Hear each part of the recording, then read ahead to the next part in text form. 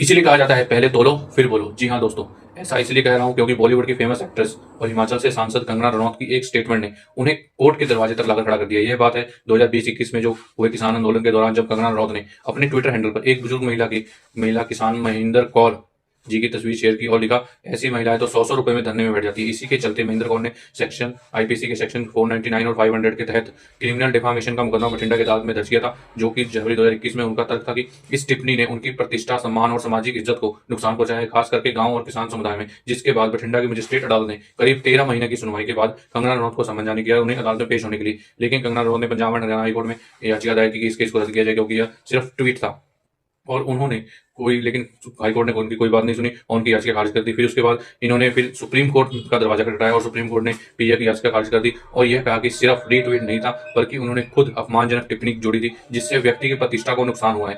फिर बठिंडा की अदालत ने कंगना रनौत को जमानत दे दी थी और फिर उसके बाद से कोर्ट का ट्रायल शुरू हो गया था। लेकिन बात यहीं पर नहीं थमी थी, यानी कि अभी तक फैसला नहीं आया था।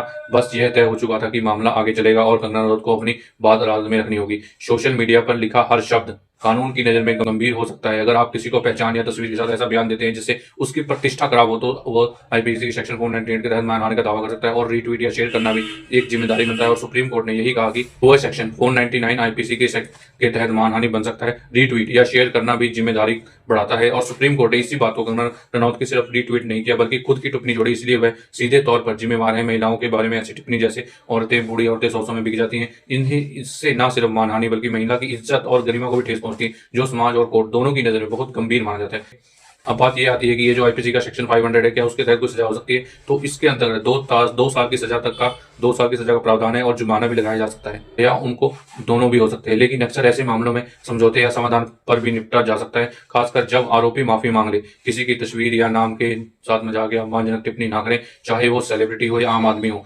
रीट्वीट शेयर करते वक्त भी सोचें, अगर आप किसी भी अपमानजनक पोस्ट को रीट्वीट कर रहे हैं और उस पर खुद की टिप्पणी जोड़ते हैं, तो आप सीधे तौर पर जिम्मेवार हो सकते हैं इसके लिए। अगर आपके खिलाफ मानहानि का केस दर्ज हो जाए, तो तुरंत अच्छे क्रिमिनल लॉयर से सलाह लें और जरूरत पड़े तो माफी या समझौते का विकल्प चूज करें, क्योंकि आमतौर पर जमानती और समाधान योग्य मामला हो सकता है।